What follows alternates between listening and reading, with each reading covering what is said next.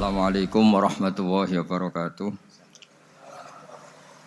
Bismillahirrahmanirrahim. Rabbi shrah li sadri wa yassir li amri wahlul 'uqdatam min lisani yafqahu qawli.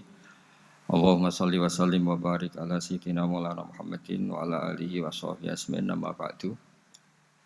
Yang kita hormati bersama juga saya hormati Ibu Menteri Keuangan, Ibu Hajah Sri Mulyani Indrawati, Bapak Wakil Menteri Keuangan, Bapak Suhaisil Nazara, Bapak Sekjen Menteri Keuangan, Bapak Sekjen Menteri Keuangan, Bapak Heru Pambudi, dan seluruh pejabat dan pegawai lingkungan di Kemenku yang saya hormati, semua teman-teman di DKM Kemenku maupun di seluruh Indonesia yang ikuti ngaji ini yang saya hormati.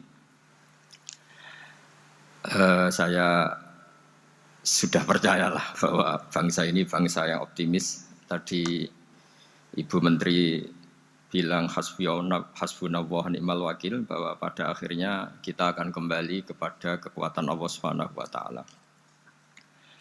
Sebelum kita cerita Isra Mi'raj dan inspirasi dari Isra Mi'raj, saya akan memberi analogi ya. Analogi ini akan menolong secara ilmu tauhid, ilmu mengesahkan Allah Subhanahu wa taala. Dan ini menjadi pokok ya dalam pengajaran tauhid. Ini mohon maaf kalau terpaksa saya ngaji model dulu lah, model pesantren ya. Tapi tanpa ngurangi rasa hormat, tanpa ngurangi rasa empati, rasa takdim saya. Teman-teman yang saya hormati semua, karena di sini banyak santri-santri muda. Hubungan kita dengan Allah Subhanahu wa taala yang serba kuasa, yang maha kuasa, yang serba bisa. Tadi dikatakan Bu Menteri bisa apa saja kun fayakun, kalau Allah sudah mentitahkan pasti terjadi. Itu kira-kira seperti ini. Saya ini bawa cincin dari besi mungkin atau dari apa itu? Ya besi lah atau perak. Yang jelas tidak emas ini karena saya cowok. Yang jelas tidak emas. Saya bawa kertas. Kalau Anda saya tanya, kertas ini sama cincin kuat mana? Pasti akan menjawab kuat cincin, karena materinya dari besi. Jawaban itu benar, tapi harus ditambahkan secara materi itu kuat cincin ketimbang kertas. Tapi Anda salah, harusnya menjawab ya terserah Gus Bahak, karena yang megang itu Gus Bahak. Karena bisa saja saya punya rencana menghancurkan cincin ini, sementara saya punya rencana mengabadikan kertas ini. Kira-kira gitu hubungan manusia dengan Allah Subhanahu wa taala. Jadi hal yang kita kira abadi karena materinya kuat, ternyata Allah punya rencana menghancurkan. Sementara yang kita kira lemah atau rentan atau apalah, ternyata Allah punya rencana mengabadikan. Di sini kemudian istilahnya orang-orang tasawuf, wa tafwidil umur ila mudabbiriha. Kita sebagai manusia menyerahkan urusan pada pengaturnya, pada yang punya. Bukan wilayah kita mengatakan cincin ini lebih kuat ketimbang atau lebih abadi ketimbang kertas. Karena saya punya rencana menghancurkan cincin, tapi ingin mengabadikan apa? Kertas. Sehingga tentang pandemi, tentang tragedi sosial, tentang apa saja, kita tidak pernah tahu rencana Allah itu mana yang lebih awet. Jangan-jangan kita takut pandemi, saya berkali-kali ngaji, mati kita kecelakaan. Jangan-jangan takut kecelakaan, mati kita karena ngelindur, tiru kebablasan, nggak bangun. Kita takut mati ngelindur, mati kecelakaan, jangan-jangan mati kita karena likuifaksi, karena gempa atau karena tsunami. Nah, hal-hal seperti ini yang terus menjadikan kita bilang dan berkeyakinan hasbunallah wa ni'mal wakil. Hanya Allah yang tahu dan semua urusan mencukupi kita hanya Allah. Tadi kata Bu Menteri kita akan menghadapi ini dengan ilmu pengetahuan dan pengalaman. Oke, saya sangat setuju itu. Tapi lagi-lagi bangsa ini dan seluruh tren dunia itu kalau misalnya baru tsunami ya semua orang ramai ketakutannya pada tsunami.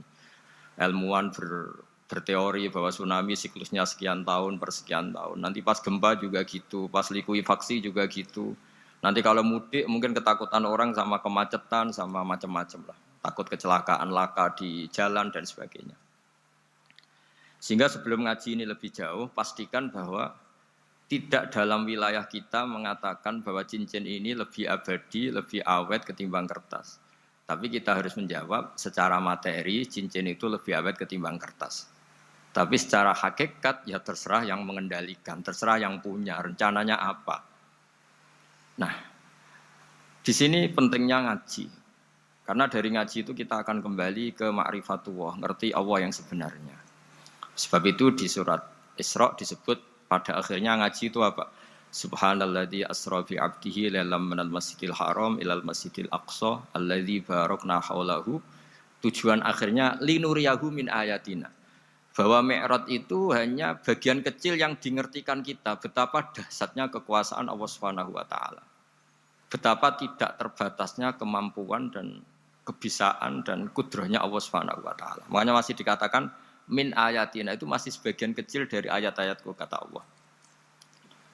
Lalu dalam surat Kahfi diterangkan, ketika orang kagum dengan Ashabul Kahfi yang bisa hidup tidur dalam keadaan hidup 309 tahun atau Masehinya 300 tahun, kalau Hijriahnya 309 tahun.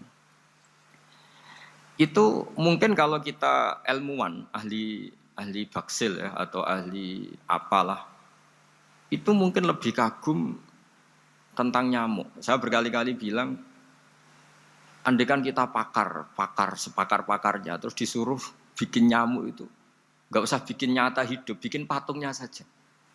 Nyamuk itu sekecil itu, kemudian punya jantung, jantungnya punya urat, uratnya punya kuman, kumannya juga punya urat. Bayangkan saja sudah tidak bisa.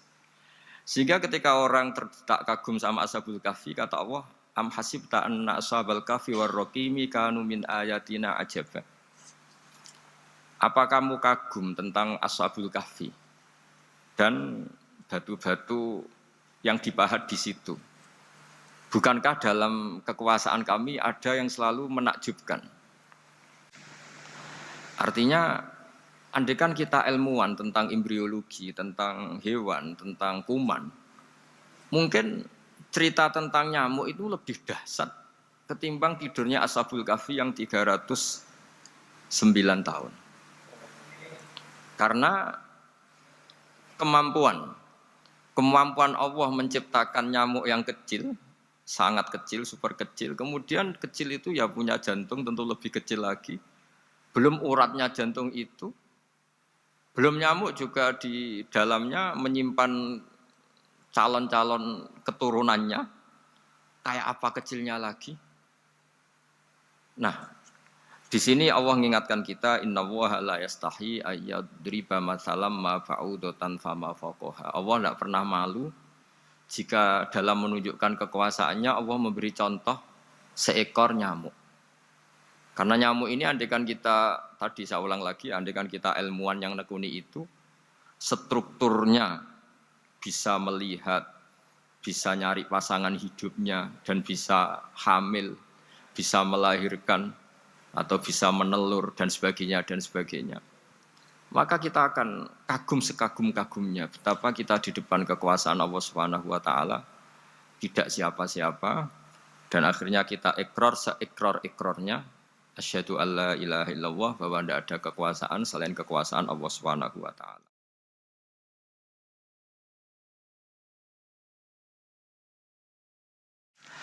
Lalu kenapa nyamuk itu tidak menjadi perhatian publik? Ternyata kita dibodohkan oleh kepentingan kita sendiri. Karena dari awal kita menganggap nyamuk itu problem, penyakit. Ya sudah, bawaan kita mungkin cari obat supaya bisa membunuh nyamuk itu. Atau melihat nyamuk itu sebagai problem, bukan sebagai ayatun min ayatillahi ta'ala, sebagai tanda-tanda kebesaran Allah Subhanahu wa ta'ala.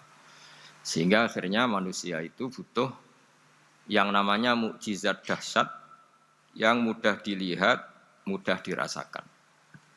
Akhirnya kita tahu dalam sejarah para nabi, Nabi Musa minta mukjizat laut merah dibelah sehingga bangsa Israel bisa bisa melewati kejaran Fir'aun dan sampai selamat dari kejaran Fir'aun. Nabi Soleh umatnya minta keajaiban, yaitu onta keluar dari batu besar. Dan Nabi Soleh menuruti, akhirnya ada onta yang keluar dari batu besar. Begitu juga nabi-nabi sebelum itu atau setelah itu selalu ada mukjizat yang memang manusia tidak mampu. Nah, kata tidak mampu ini yang semua umat para nabi tidak akan seunggul umat Nabi Muhammad SAW. Karena kita sebagai umat Rasulullah SAW untuk merasa tidak mampu itu tidak harus hal-hal seperti membelah laut, tidak harus hal-hal seperti onta keluar dari batu, tidak harus hal-hal yang dahsyat kayak tongkat Nabi Musa menjadi ular besar yang menelan semua sihir-sihirnya Fir'aun. Kita sebagai umatnya Nabi selalu tiap hari bilang innallaha ala kulli syai'in qadir, hanya Allah yang mampu. Allah mampu atas segala hal. Melihat nyamuk kita iman, melihat hal-hal kecil. Karena kita ketika melihat nyamuk itu mesti kita itu kok hebat nyamuk tanpa rapat, tanpa ada gaji dari Kemenku bisa populasinya dijaga. Padahal musuhnya banyak. Musuhnya nyamuk itu umat manusia yang katanya makhluk paling cerdas di dunia. Tapi tidak juga bisa menghabisi nyamuk. Mungkin mereka juga rapat terus untuk menjaga ketahanan populasinya. Jadi, andai kan kita pakai ayat tadi, innallaha la yastahi ayyadriba masalam ma ba'udah. Allah itu tidak pernah malu untuk menunjukkan kekuasaannya. Cukup misalnya kita belajar tentang nyamuk. Sudah sekecil itu punya mata, matanya punya saraf, punya urat. Terus kecil apa? Sudah gitu nyamuk sendiri punya kuman. Kalau nyamuk sendiri kecil, terus kumannya sekecil apa? Terus organ tubuhnya seberapa? Ini sudah kedahsyatan yang luar biasa yang menjadikan kita iman. Innallaha ala kulli syai'in qadir. Allah sendiri yang maha kuasa. Sehingga kembali ke tadi, peristiwa Mi'raj yang super dahsyat pun kata Allah masih dikatakan linuriyahu min ayatina. Hanya untuk menunjukkan sebagian dari ayat-ayatku, bukan mewakili semua ayat-ayat kekuasaan Allah Ta'ala. Tapi sebagian, min itu tab'id sebagian. Lalu sebelum kita jauh belajar, kita sendiri juga, saya sendiri masih belajar. Kehebatan Rasulullah SAW, Nabi akhir zaman, kenapa hebat? Itu diantaranya adalah karena mukjizat tongkat itu pada akhirnya diletakkan di museum. Orang melihat, terus gaya-gayanan kuat ke Turki atau bisa melihat langsung di museum. Dan setelah melihat kadang-kadang kita ragu, masa tongkat ini betul itu. Kalau setelah misalnya yakin, bisa dipakai lagi enggak? Jadi hal-hal yang mengundang pertanyaan sekaligus keraguan. Beda dengan ajaran Rasulullah Muhammad SAW. Ketika Nabi cerita betapa kekuasaan Allah itu super dahsyat. Buktinya ya nyamuk tadi. Kayak apa susahnya bikin nyamuk. Sudah kecil, punya organ tubuh tentu lebih kecil, punya urat lebih kecil lagi, punya kuman yang lebih kecil lagi, dan kuman itu juga punya organ tubuh lebih kecil lagi. Itu mbok kamu tidak usah ke Turki, kamu hidup di kampung, di pedalaman, sudah menyaksikan anallaha ala kulli syai'in qadir, bahwa Allah itu maha kuasa. Nah, ngaji bareng ya, ngaji seperti ini. Saya termasuk kiai yang selalu berkampanye supaya orang ikrar seikrar-ikrarnya bahwa kita ini di tangan Allah Subhanahu wa taala. Saya kemarin-kemarin ngaji sama orang-orang Grab, juga barusan 3 hari yang lalu, 4 hari yang lalu ngaji sama teman-teman disabel atau difabel. Karena mereka kalau dibahasakan disabel nggak mau, tapi komunitas internasional mintanya dis pakai bahasa S, tapi kita di Indonesia pakai difabel. Akhirnya kita tahu, ternyata orang yang kita kira menderita karena fisiknya, ternyata kadang lebih bahagia. Karena Allah bisa mengalihkan pikiran untuk positif. Saya berkali-kali guyon di depan para tamu. Saya pernah punya tamu itu perempuan nggak cantik miskin lagi. Itu nyata ini. Gus doakan supaya suami saya kaya. Terus saya bilang, memangnya kalau sudah kaya ngapain itu? Ya paling tidak rumah saya diganti, mobil saya diganti. Tapi nanti akhirnya ngevaluasi Anda juga ingin diganti. Gitu. Karena setelah rumahnya mewah, pakai mobil mewah, pasti yang dievaluasi bukan rumah dan mobil, tapi Anda. Kok enggak pas ya wajah gini di rumah saya gitu. Kok enggak pas wajah gini kok di mobil mewah. Akhirnya ibu-ibu tadi sudah Gus enggak jadi gitu. Jadi mungkin barokahnya pandemi itu nanti Ibu Menteri itu jadi kelihatan hebat karena ada pandemi kok Indonesia bertahan itu. Tapi kalau enggak ada pandemi kan ya biasa aja memang normal gitu. Kiai juga gitu, diuji santri yang kadang beling, umat yang nggak jelas. Ya, itu memang ujiannya. Kalau nggak ada ujian ya nggak keren. Kayak ya biasa aja lah kita hadepin, ya kita tadi kata Bu Menteri ya kita ikhtiar dan berdoa. Lalu saya ulang lagi. Jadi logika itu bisa pakai analogi. Analoginya tadi, salah Anda kalau mengatakan cincin ini lebih kuat ketimbang kertas. Yang benar adalah secara materi ini lebih kuat ketimbang kertas. Tapi soal nanti kekuatannya sampai kapan terserah yang punya. Bisa saja saya punya rencana besok ini saya luluhkan, saya hancurkan. Yang ini saya simpan. Kayak apa dulu dinosaurus itu kuatnya kayak apa? Habis. Ayam yang selemah itu sampai sekarang masih ada. Karena Allah menghendaki dinosaurus diakhiri, sementara ayam tidak. Kayak apa nyamuk itu yang musuhnya orang seluruh dunia. Ditemukan apa, mulai begon apa, tapi sampai sekarang bertahan. Apa kita perlu konsultasi sama nyamuk gimana ini kok bisa bertahan, resepnya apa? Karena Allah menghendaki itu disisakan masih.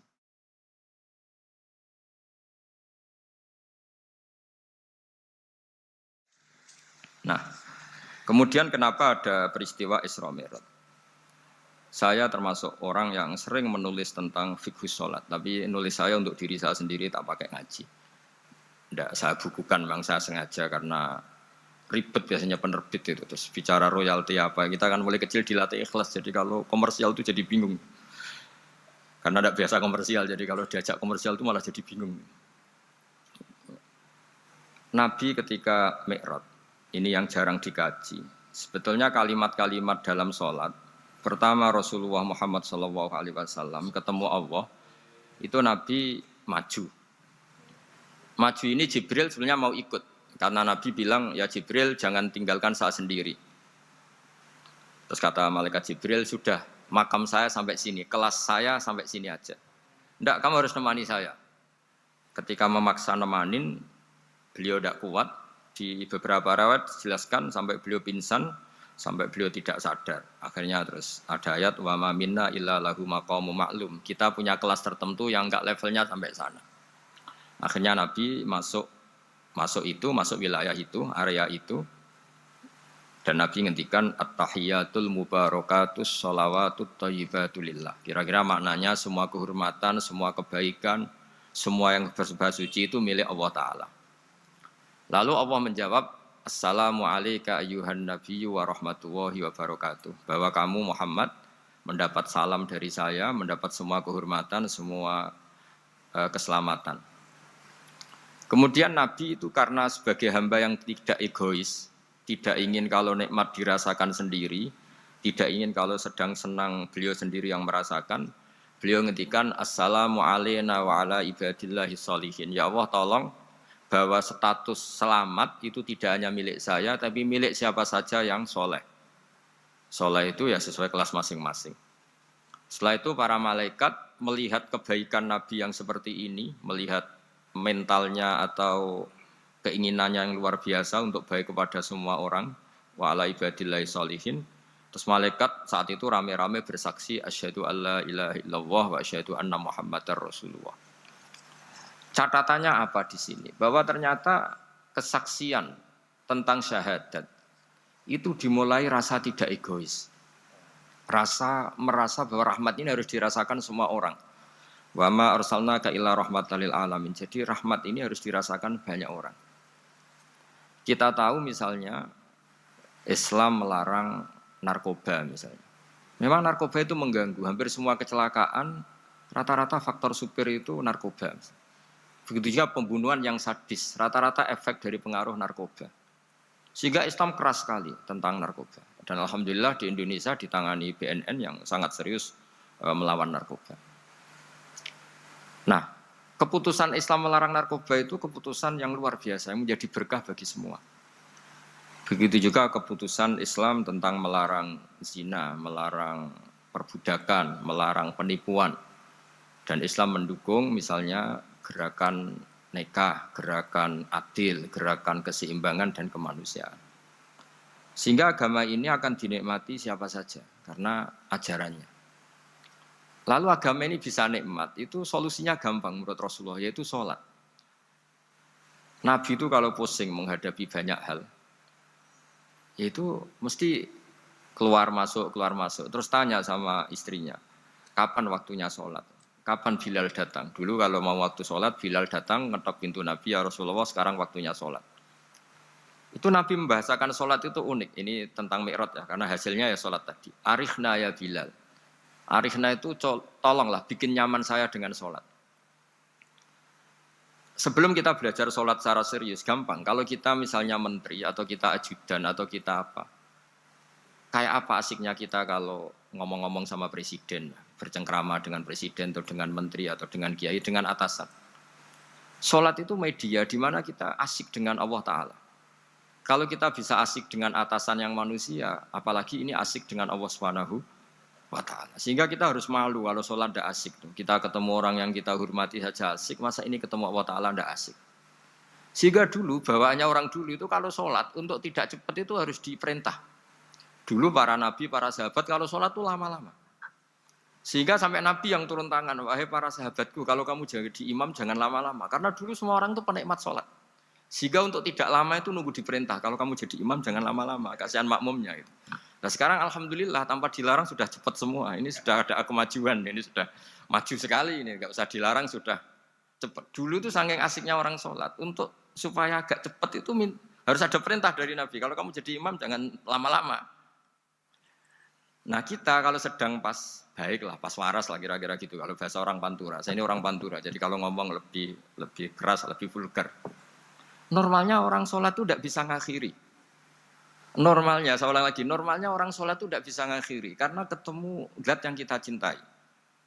Kita kalau ketemu orang yang kita hormati, yang kita cintai itu nggak bisa ngakhiri. Misalnya mungkin anak muda, contohnya ketemu pacar tidak bisa ngakhiri. Kita kangen sama temen, jagong tidak bisa ngakhiri karena asik. Nah ini ketemu Allah yang dipuja-puja, dipuji-puji, kemudian cepat ingin ngakhiri. Jadi ini kita agak aneh. Makanya normalnya orang sholat itu tidak bisa ngakhiri dan itu normal. Sehingga dulu ketika Sayyidina Umar itu ditikam sama satu benda yang kayak pancing itu. Panah itu kan kayak pancing ya, jadi kalau masuk cepat tapi nariknya susah. Karena ada grendelnya itu. Itu tiap ditarik sakit. Dan beliau bilang, nanti setelah saya sholat tarik. Beliau sholat, nyaman, ditarik itu enggak gerak sama sekali. Karena dia sudah istighraq billah, sudah nyaman dengan Allah sehingga ditarik itu enggak kerasa. Dulu di daerah sini masih keluarga kita lah, masih keluarga kita semua. Ada seorang wali jadi imam masjid. Itu di PHK sama takmirnya. Karena ketika sujud dia asik terus lama sekali. Sampai 30 menit. Sampai santrinya bilang, "Mbah, sampun." Setelah itu rapat dihentikan. Ditanya, "Kenapa Mbah sujud begitu?" "Saya tidak bisa mengakhiri orang nikmati sujud kemudian ingin berhenti." Nah, Sayyid Ali Zainal Abidin yang populer, cucunya Rasulullah SAW, anaknya Sayyid Husain, putranya Sayyid Husain.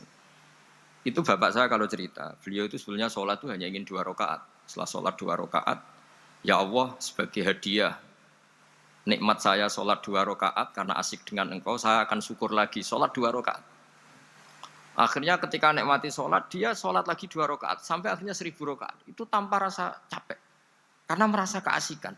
Masa momen seasik ini kemudian saya tinggalkan ya Allah. Akhirnya sholat lagi. Sehingga ada seorang wali ditanya, "Kamu ingin masuk surga?" Tanya, "Di surga ada sholat enggak?" Enggak ada kan. Wah kalau enggak ada sholat saya enggak masuk surga. Terus dibilang, "Ya sholat aja." Terus dia mau masuk surga. Kalau kita akan kebalikan. Kita ini masuk surga itu sebetulnya kita ngawur sekali. Ngawurnya adalah, "Hore masuk surga, enggak ada sholat lagi, enggak ada puasa lagi." Jadi ini kan kita ini jadi makhluk yang aneh. Jadi kita ini masuk surga senang karena sudah ada kewajiban apa? Sholat. Jadi ini agak aneh. Sesuatu yang menjadikan kita masuk surga, tapi sesuatu yang kita benci setelah masuk surga. Asiklah di surga karena tidak ada sholat. Nah, apapun kondisi kita harus latihan. Harus latihan kita entah seberapa kadarnya ingin niru Rasulullah SAW. Ketika ngendikan wa qurratu aini fi sholat, nyamanku, hatiku tentram kalau saya pas sholat. Sehingga tadi sudah saya katakan tadi, dulu itu untuk menghentikan sholat itu susah. Sampai Rasulullah sendiri yang merintahkan, "Hei para imam kalau sholat jangan lama-lama." Kalau sekarang Andai kan Nabi hidup di zaman sekarang, pasti tidak ada pengumuman itu. Karena semuanya sudah cepat, ya. Malah super kilat itu. Ada yang terawih 20 rakaat hanya berapa? 8 menit dulu. Itu kan 7 menit. Itu.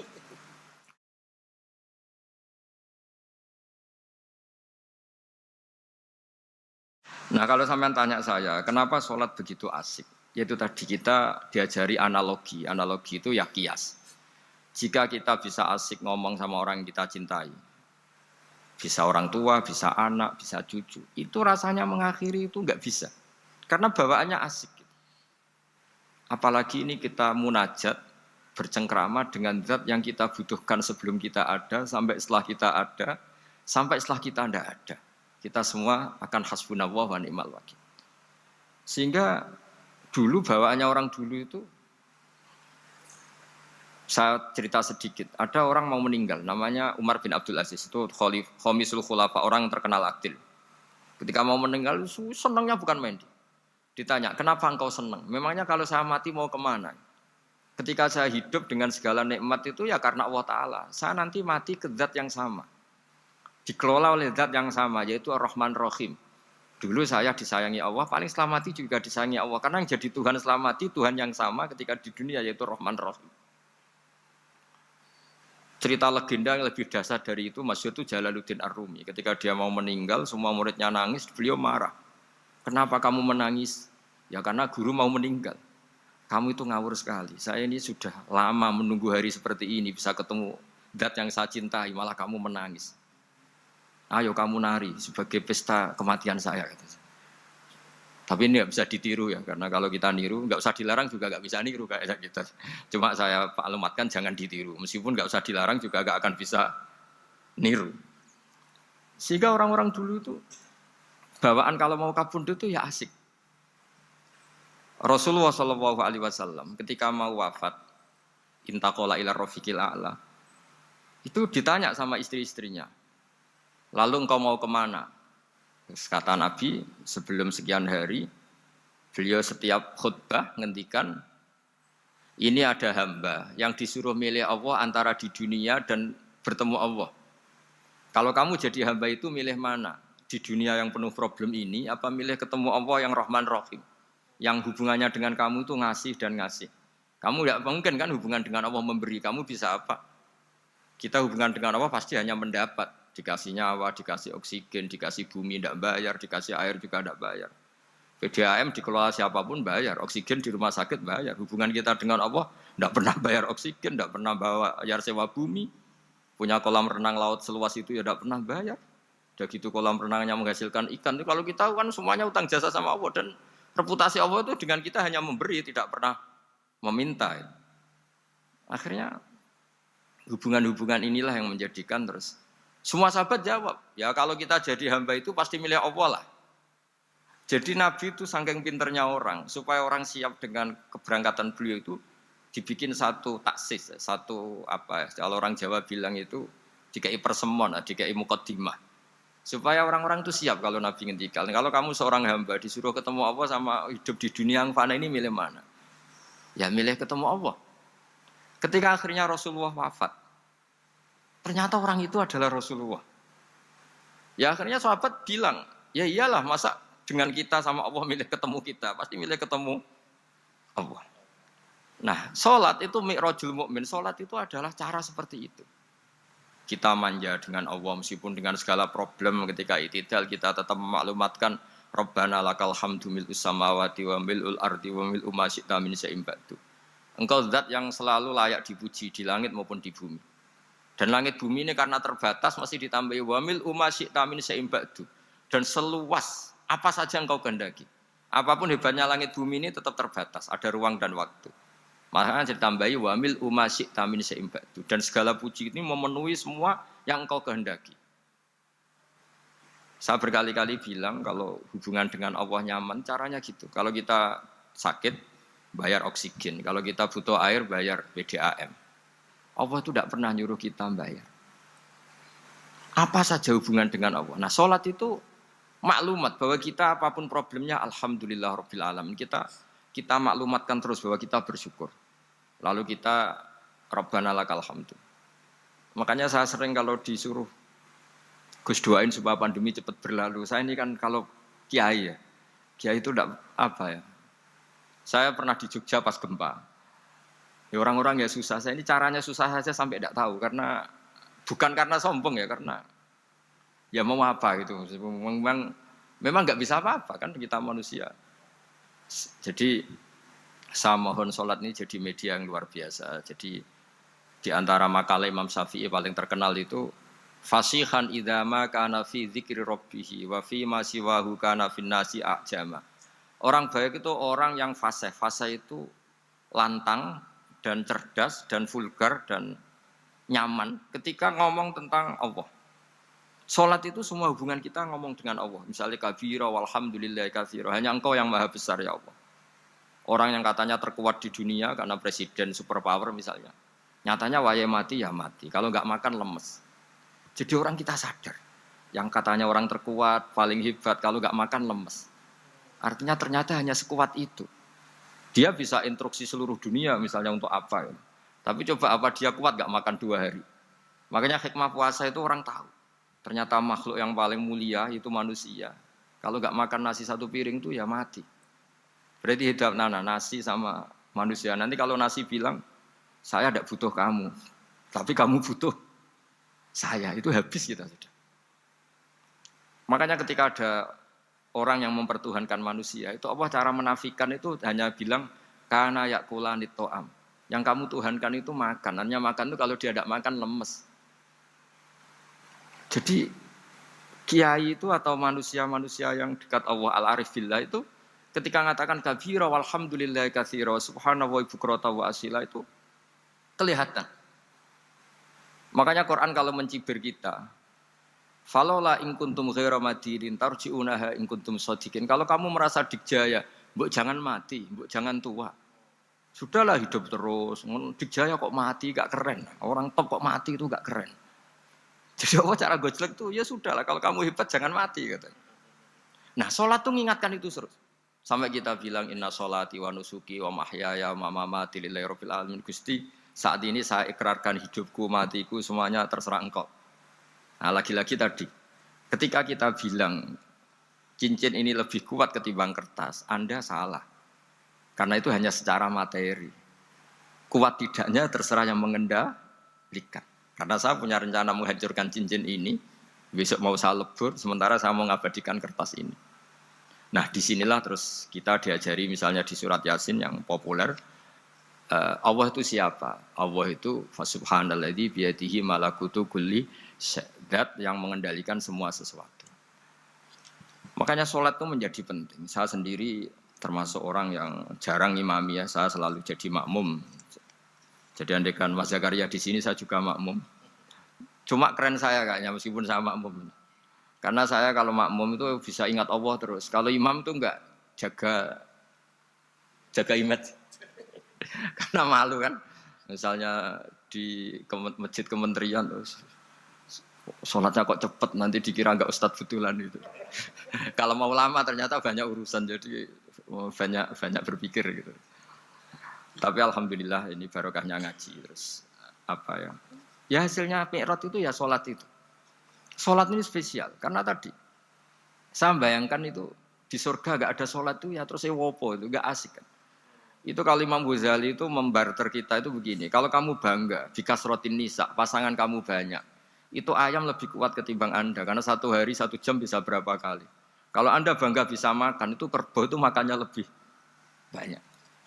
Nah, kalau Anda bangga atas pengaruh itu tawon itu, ratu tawon itu pengaruhnya lebih besar ketimbang Anda. Dia diam di rumah tapi anak buahnya loyalnya kayak gitu. Artinya kalau manusia bangga itu apa? Ya dengan sholat tadi. Ini karena satu ibadah yang enggak tertandingi oleh makhluk yang lain. Apalagi dalam sholat itu ada semua gerakan yang mewakili semua ibadahnya malaikat. Malaikat itu ada yang ibadahnya berdiri terus. Ada yang rukuk terus, ada yang sujud terus. Dan sholat itu mewakili semua itu. Juga mewakili sosial, karena setelah sholat kita bilang Assalamualaikum warahmatullahi wabarakatuh. Bahwa keselamatan ada di kanan dan kiri.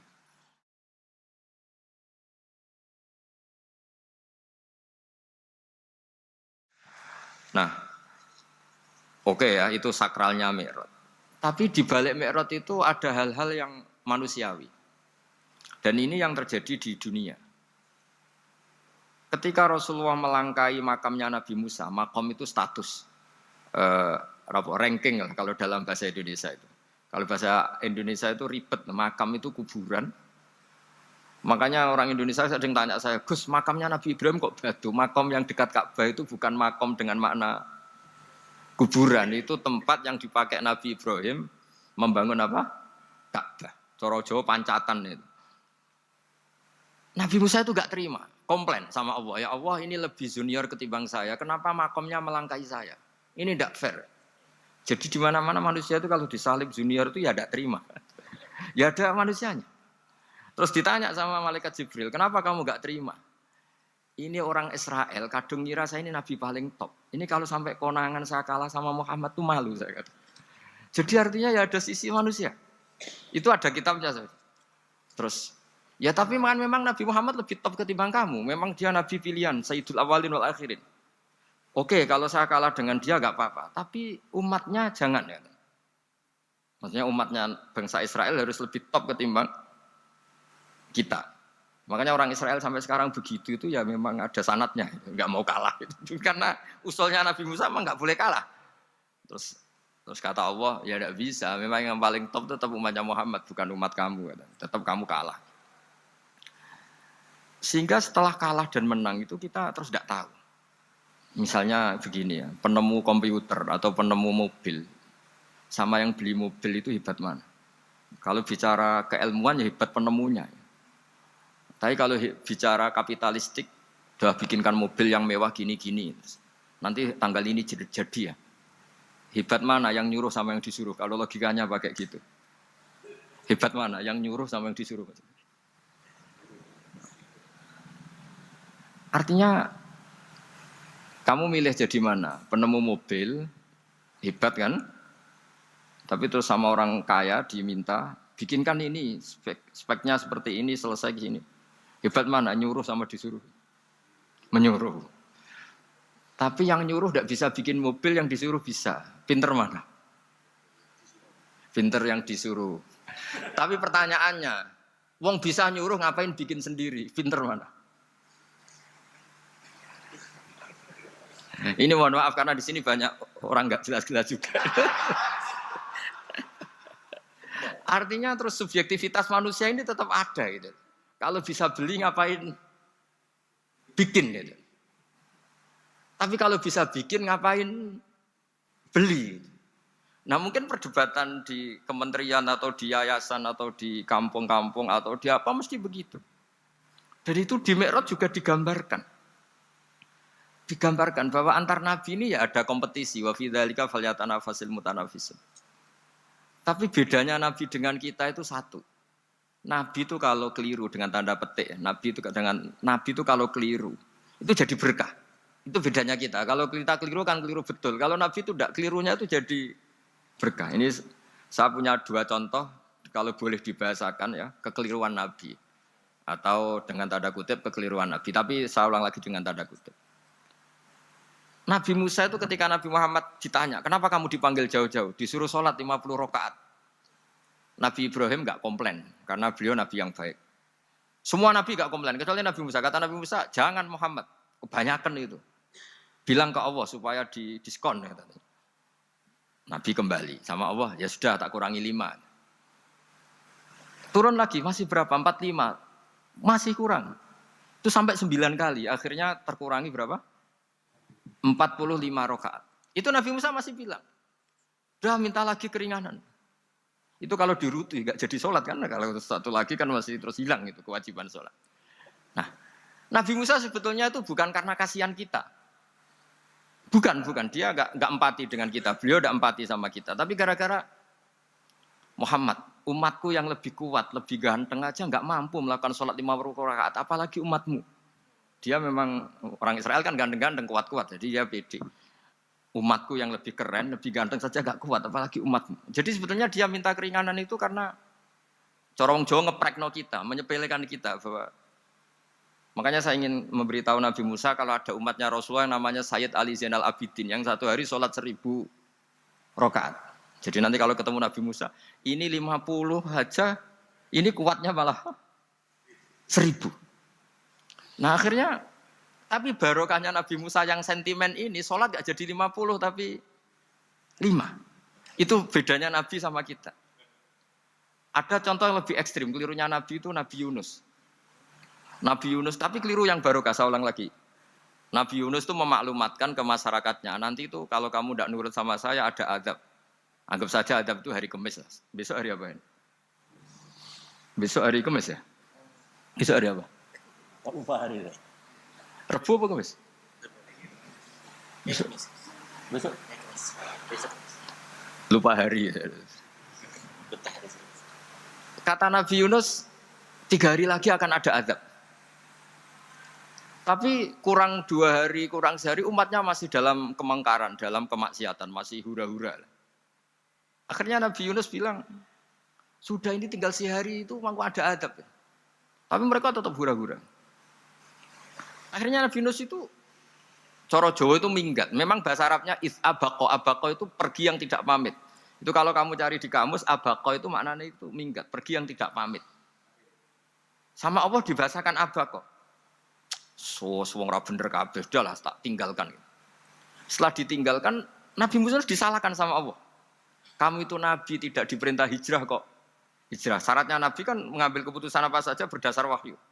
Tapi tanpa ada perintah wahyu dia tetap keluar dari kampungnya itu.